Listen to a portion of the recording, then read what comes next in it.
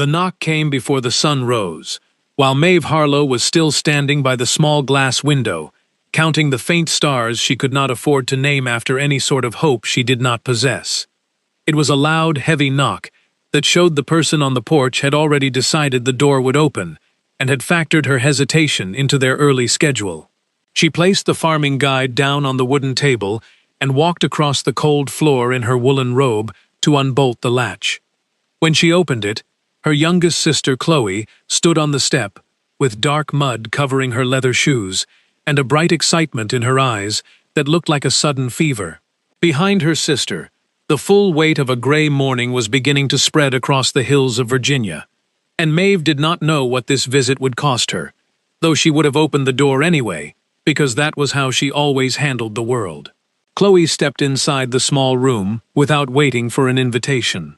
She announced that the king of the northern frostlands, Gabriel Montgomery, was arriving at Harlow Ridge this coming Thursday, and their mother had already sent a messenger to the fabric merchant in the town down the river.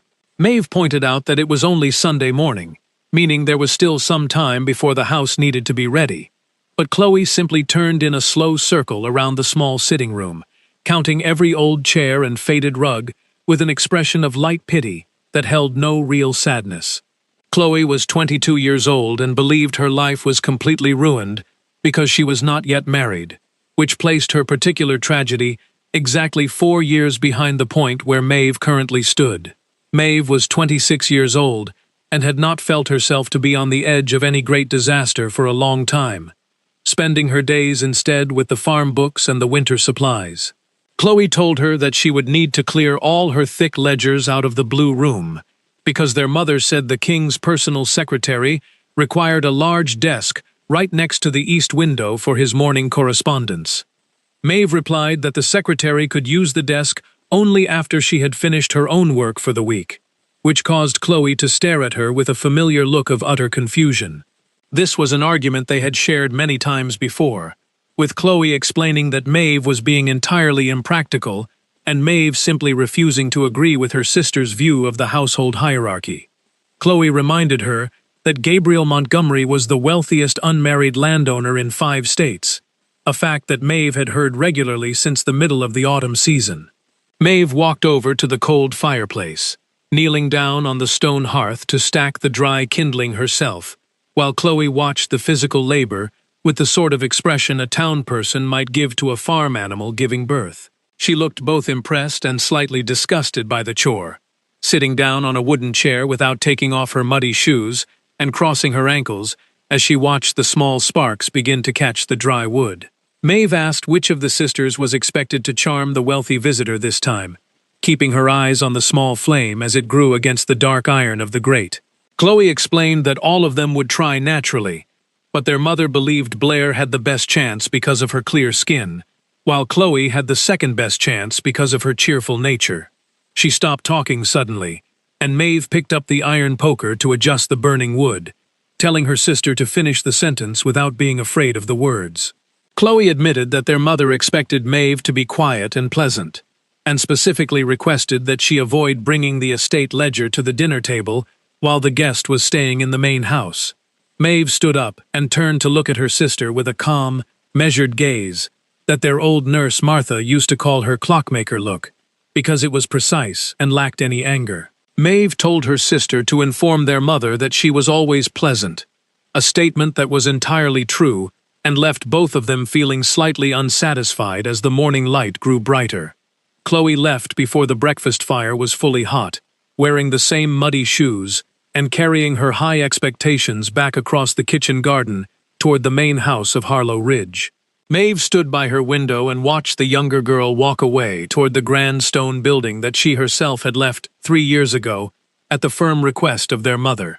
Her mother had explained very gently that a woman of Maeve's quiet habits was much better suited to the peace of the small stone cottage, where she could balance the farm books without the constant noise of visitors. The grand main house was saved for the younger daughters, who still needed to find husbands, and it was the place where Gabriel Montgomery would sleep on Thursday evening when his carriage finally arrived. It was where Blair's skin and Chloe's laughter would be put on display to the best possible advantage, and where Maeve would go for dinner only because it would be rude for the family to leave her out completely. She knew she would sit at the far end of the long wooden table, keeping her voice low and making sure she did not mention the cost of the winter grain or the repair of the stone walls. She picked up the farming guide again, knowing the work she did was not for her family's comfort, but for the survival of the land itself, which her father had left to her younger brother. Her brother Leo was 19 years old, and currently away at a college in New England. Understanding the vast estate, the way a student understands a language from a textbook without ever speaking it to a real person. Maeve had been balancing the account books since she was 17 years old, and no one in the family had ever offered to pay her because it never occurred to them that this labor required any money. It had never occurred to Maeve to ask for payment either, because the red dirt belonged to her father's memory, and the workers were people she had known since she was a small child. She had made her own calculations years ago and decided to keep the books because if she stopped working, the estate would simply fall apart under the weight of its own debts. Thursday arrived with the kind of weather that felt like a held breath, the southern sky low and entirely white, while the air remained so still that the sound of the approaching carriage could be heard down the lane a full minute before the horses turned through the stone gates. Maeve was working in the eastern garden when the visitors finally appeared, cutting the dead heads off the rose bushes that her mother always promised to hire a professional gardener to tend. She watched the large black vehicle from behind the high green hedge because she was curious about the arrival and saw no reason to hide her movements or pretend she was not looking. The carriage itself was surprisingly plain, which caught her attention because she had expected something flashy from a man of such immense wealth, perhaps with gold paint and horses of an unusual color. Instead, the carriage was made of dark wood and heavy iron, built for long journeys without any extra decorations, and the 4 gray horses looked like animals that were accustomed to hard daily work. A young man stepped down from the box first, carrying the busy look of a personal secretary with fast-moving eyes and dark ink stains covering the tips of his fingers. He moved toward the luggage before the wheels had fully stopped turning on the gravel drive, followed immediately by the man everyone had been waiting to see. Gabriel Montgomery was much taller than Maeve had imagined, breaking the common picture of a wealthy landowner who spent his days sitting by a warm fire and growing soft in the middle while wearing loud clothes. This man had broad shoulders and a strange, absolute stillness about his posture, standing for a long moment by the carriage door with his white hand resting against the dark frame as he looked up at the stone house. He examined the building the exact way Maeve examined the winter accounts, looking for the hidden space between what the family presented to the world and what they actually owed to their creditors. His long coat was plain and dark, tailored perfectly for a man who did not need his clothing to do the work of impressing the neighbors for him. His pale jaw was set in a firm line that suggested he had held it that way for many years, and his hair was the color of fresh snow, falling straight against his neck. He turned his head suddenly toward the garden, as if he could feel her eyes watching him from the shadows of the leaves. Maeve did not duck behind the green hedge, because she was not the kind of woman who hid from a stranger. But she also did not look away or pretend she had been doing something else. She looked straight back at him, across 30 yards of wet gravel, and the king of the Frostlands returned her gaze, with eyes that were the distinct gray color of a winter sky right before it decides to snow. Then her mother appeared at the top of the wide stone steps, calling out in the high, formal voice she saved for important guests, and the tall man turned toward the door, while Maeve went back to her roses. His name was Gabriel Montgomery, as Maeve knew perfectly well from the letters her mother had read aloud during every single meal for the past 2 weeks. The letters had been written by his business manager, which her mother viewed as a personal insult, but Maeve understood as a sign of simple efficiency from a busy man. He was 30 years old, a widower for 4 years now, possessing one massive timber estate in the north and another large property in the western valleys.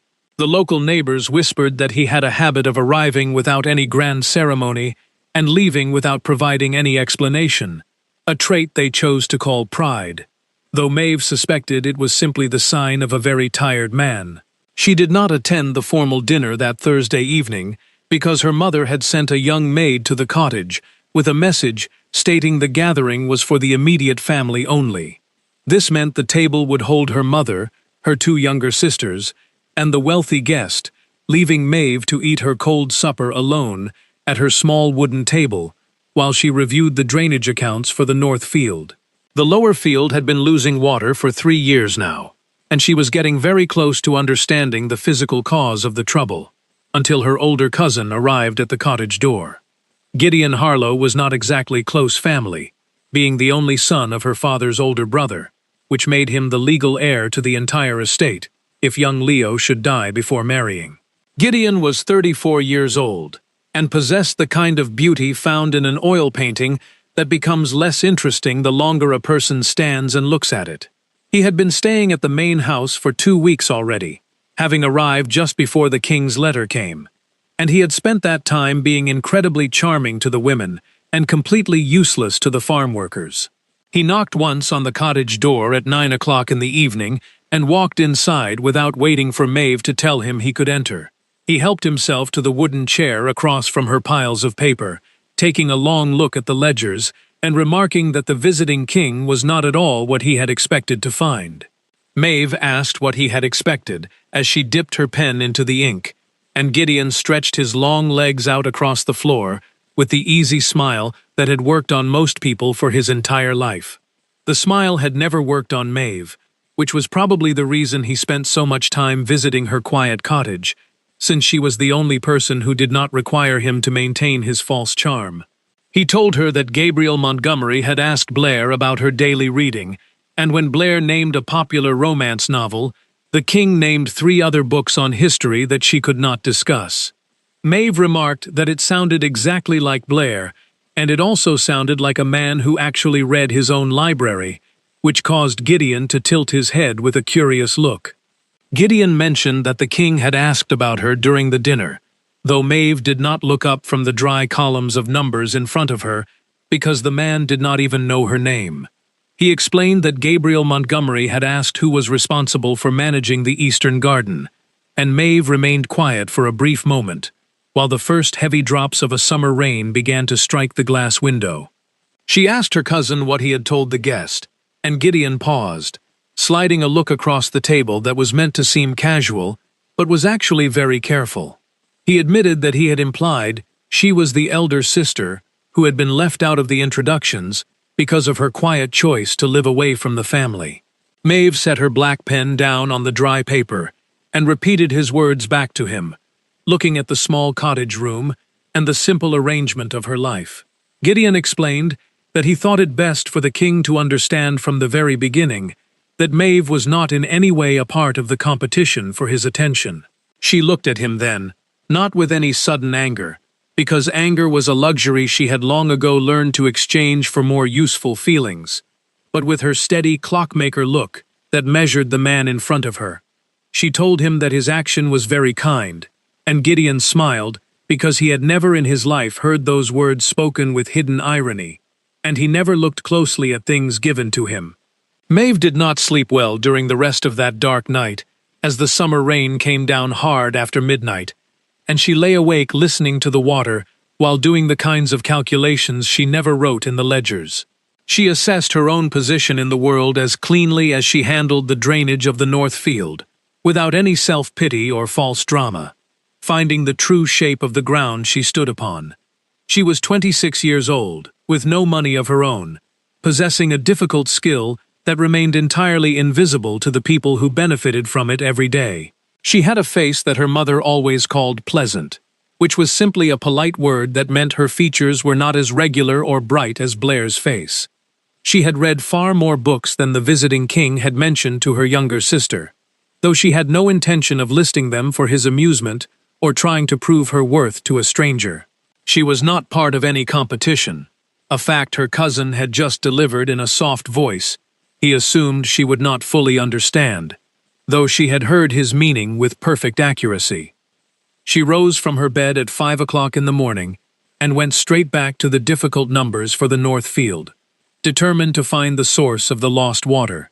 At 7 o'clock, she took her small willow basket and went out into the wet kitchen garden to gather fresh herbs for the cook, expecting the yard to be completely empty. She was entirely wrong about the time, because Gabriel Montgomery was already standing by the wooden gate of the kitchen garden, with his pale hands tucked deep into his coat pockets. His leather boots were already covered in thick red mud, as he stared at the raised wooden beds with the focused look of a man who wanted to understand something and had not yet found anyone to give him an answer.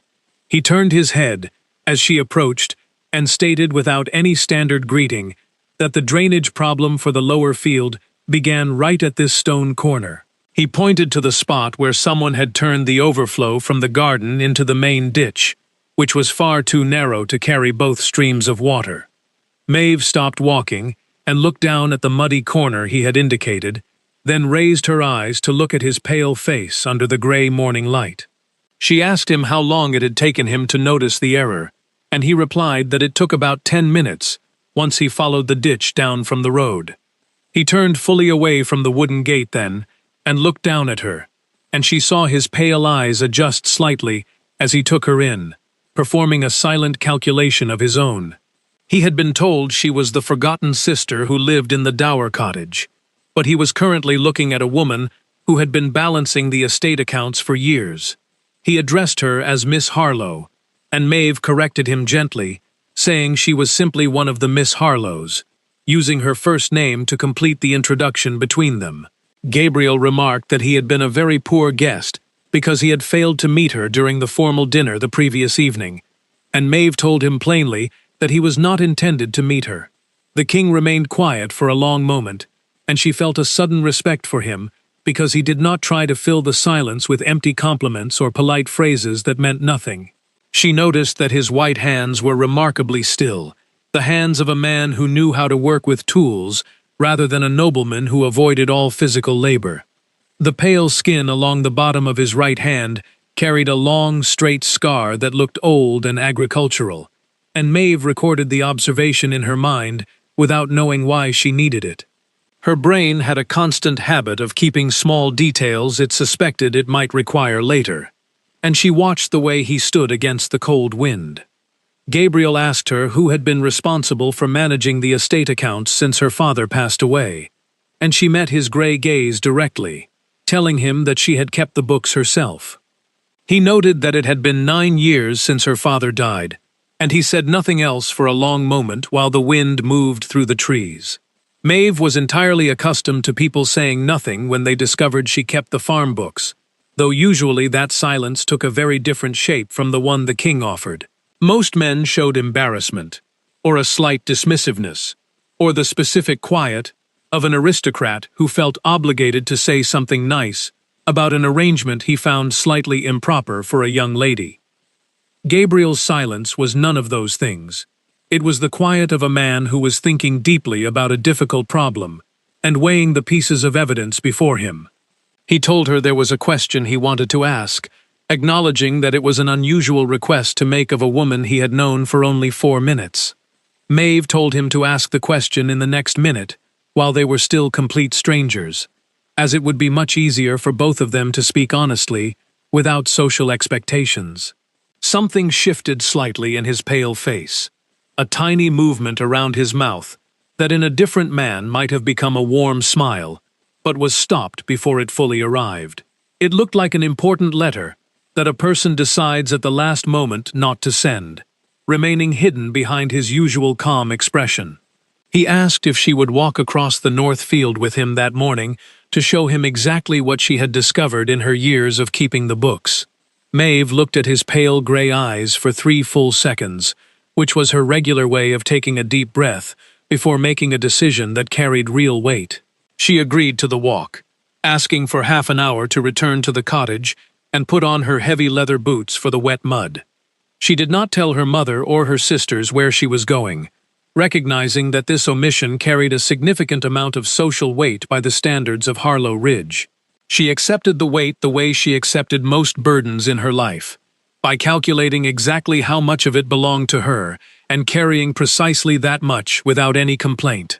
The walk across the lower fields took 2 full hours, and the king listened to her explanations without interrupting a single time, which was unusual enough that Maeve noticed the courtesy 3 separate times. He asked questions that were highly technical and specific, the inquiries of a man who understood land management from actual experience, rather than a landlord performing an interest for the sake of politeness. She answered him clearly without trying to soften her conclusions, which included the fact that the diversion of the garden water had been done deliberately by someone who knew the land. She explained that the change had caused 3 very bad harvests in the north field, watching the wet grass instead of his face.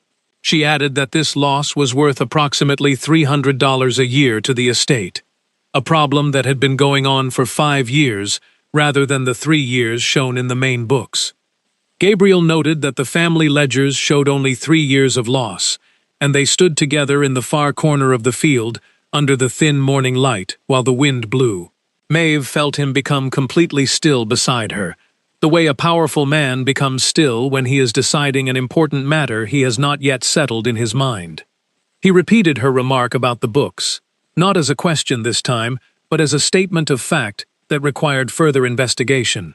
Maeve explained that the specific books she had been given to work with showed only 3 years of loss, choosing every single word, with the extreme care of a jeweler setting a small stone into gold.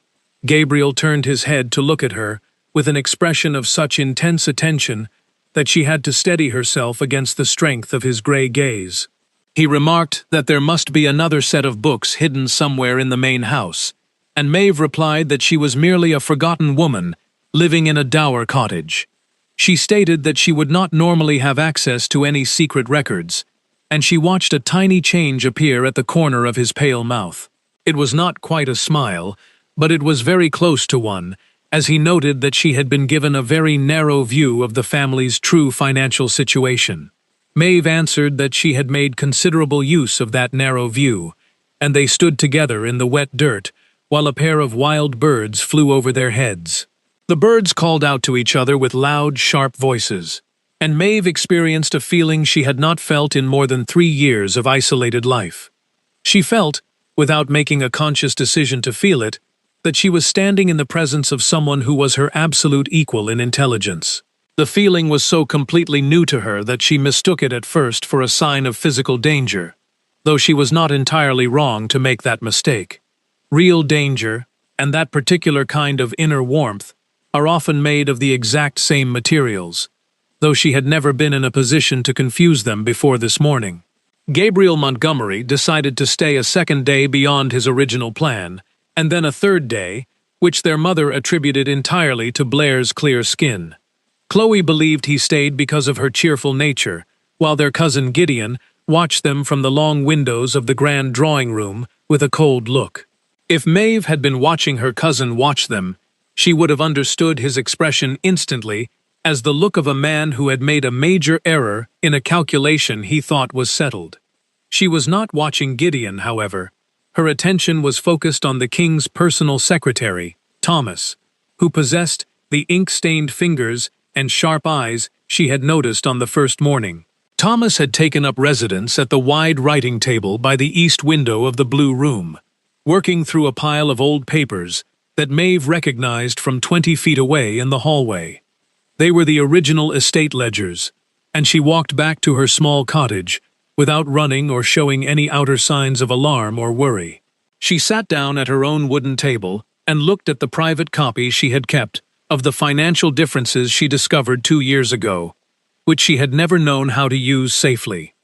She thought about the tall man with the still white hands and the pale scar along his palm, and she thought about a question she could not ask and an answer she could not give. She spoke aloud to the empty room, using the flat voice she saved for conclusions that had taken a long time to arrive, saying there was a matter she could not yet present, but would soon. Gideon came to her cottage that very evening, carrying a bottle of expensive wine and an easy manner that was almost convincing to a casual observer. He sat down in his favorite wooden chair across from her papers, pouring himself a glass, while talking about how impressive and perceptive the visiting king had proven to be during their long evenings. Maeve did not pour any wine for herself, keeping her body perfectly still as she waited for her cousin to reach the real purpose of his late visit. Gideon mentioned that Gabriel Montgomery had asked him to look over some of the older land ledgers from the years before young Leo took legal ownership of the property. He claimed he told the king those old records were in great confusion, a fact he assumed Maeve knew as well as he did from her own work. Maeve told him plainly that she did not know the old records were confused, which caused Gideon to stop his glass halfway to his mouth while the lamplight caught his handsome face. He arranged his features with great skill into an expression of soft puzzlement. But Maeve reminded him that he had told the king she had been given a very narrow view. She repeated his own words back to him, and Gideon looked at her with the eyes of a man who was reading a familiar book, only to find the words had changed since he last opened it. He spoke her name in a very gentle tone, which was how his voice always sounded when he was preparing to do something dangerous to another person. He told her she had worked incredibly hard for the family, and that everyone appreciated her constant labor. But he suggested she did not understand that the papers she saw were a simplified version. He argued that a woman could not be expected to hold the whole weight of an estate's financial business in her mind without becoming confused by the details.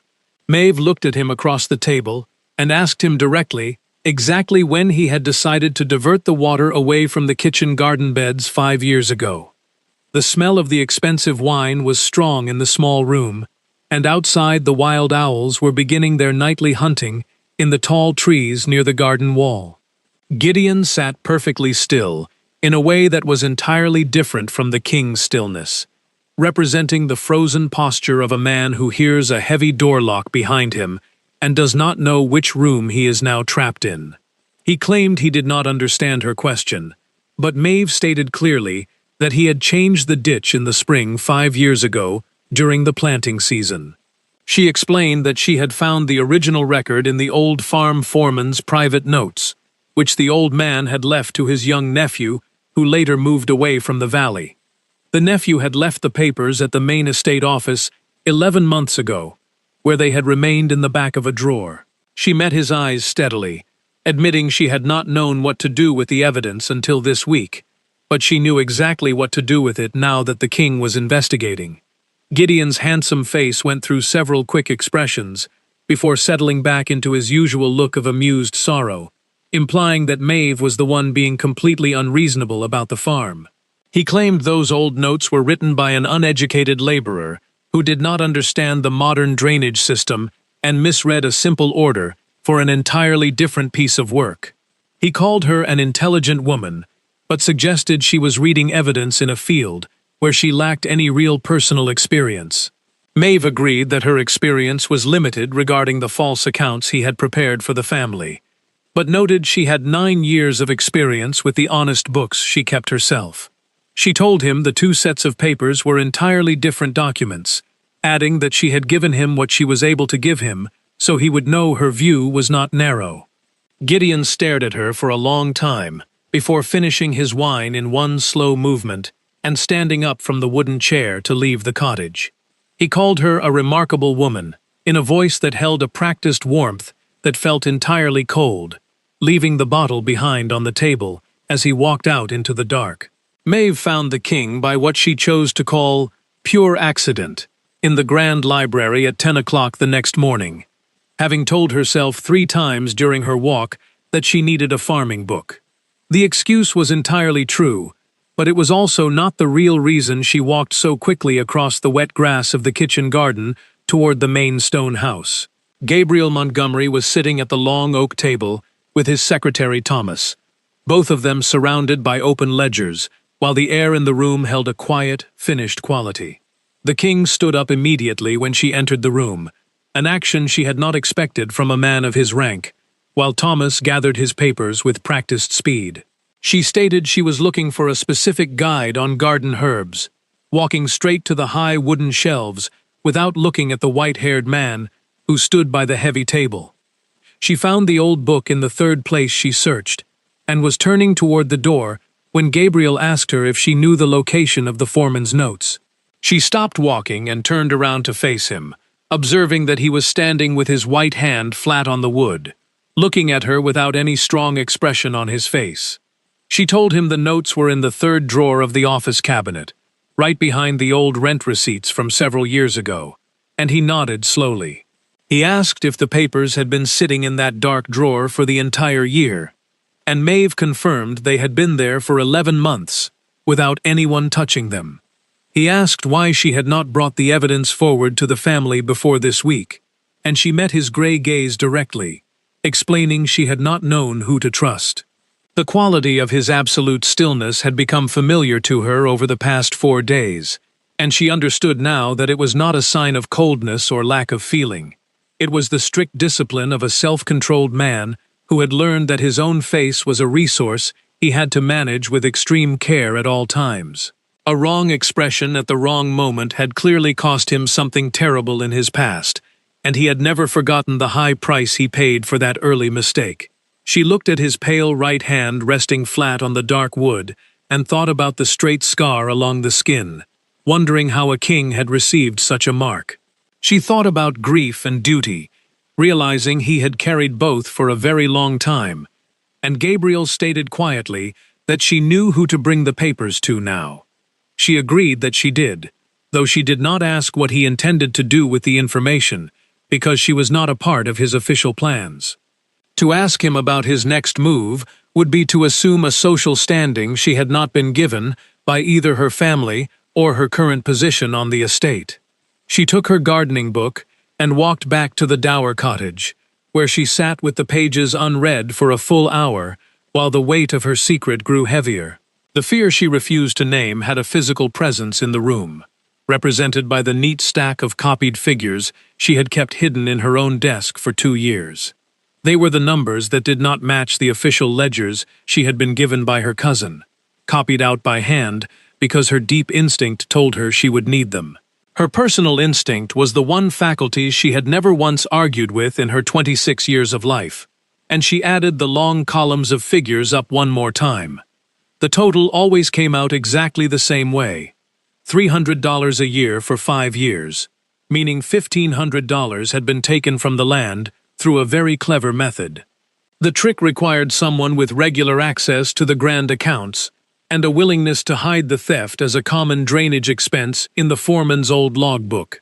$1,500 that should have gone to pay the farm workers or repair the barns had disappeared completely into her older cousin's private pockets.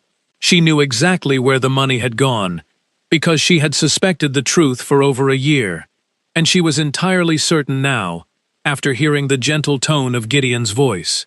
She knew it from the way the secretary's sharp eyes had moved over the papers on the library table, showing the focused relief of a man confirming a theft he had been ordered to find.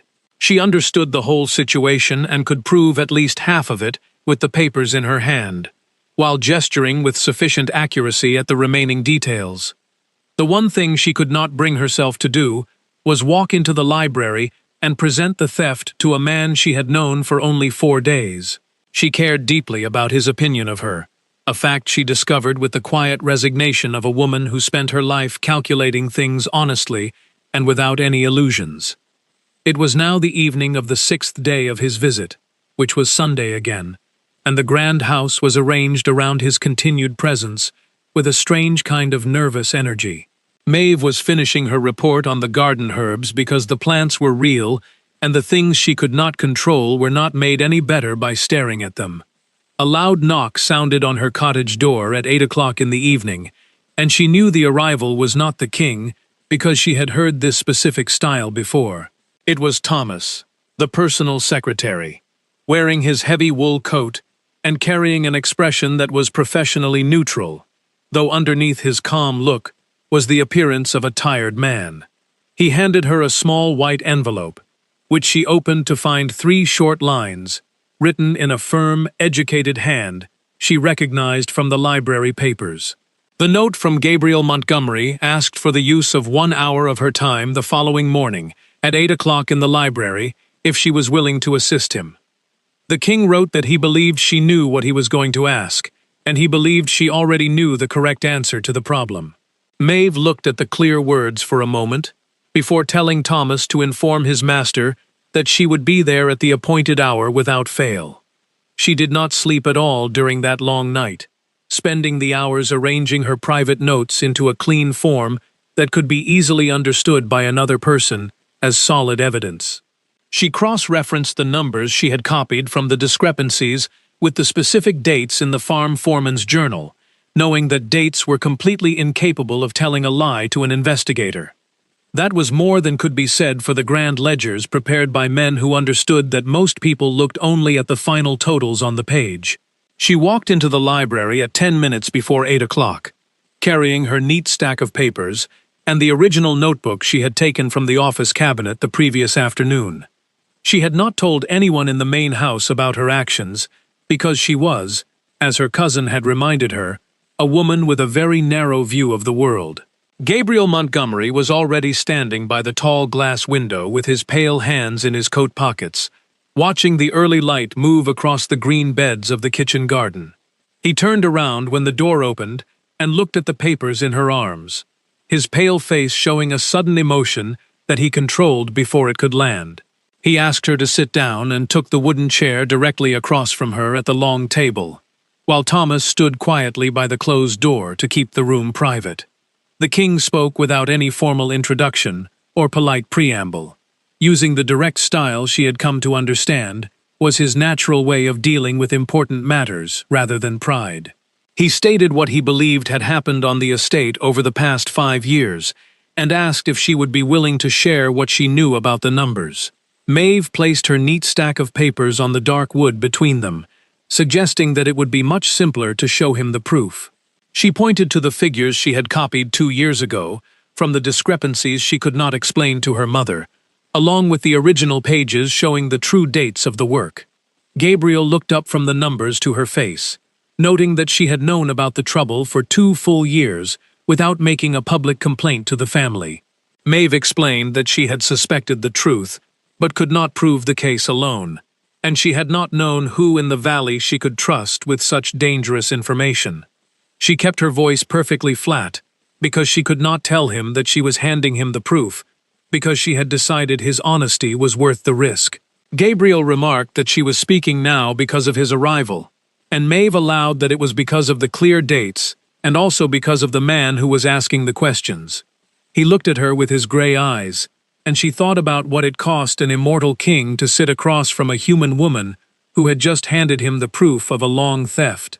They worked together for 2 full hours, and Maeve experienced the strange sensation of working with another person for the very first time in her 9 years of labor. Gabriel understood her methods perfectly, having conducted a parallel investigation through Thomas that confirmed her notes in every single detail. The picture that emerged from their combined evidence was entirely simple underneath all the clever complications her cousin had used to hide his movements from the family. A man with regular access to the books and an expectation of inheriting the land had spent 5 years drawing large sums of money for his own private use in the city. He had managed the ledgers by preparing a simplified version for the daughter who actually did the work, confident that an overlooked woman living in a cottage would never be able to challenge him. Gabriel noted that the cousin had failed to account for her intelligence, but Maeve remarked that Gideon had judged her social position correctly, while miscalculating her use of it. The king asked if the simple knowledge of a good harvest was enough payment for her 9 years of invisible work for the tenants who would never know her name. Maeve answered honestly that it was usually enough for her, and Gabriel looked at her with an expression that held no pity or uncomfortable generosity, but felt like true recognition.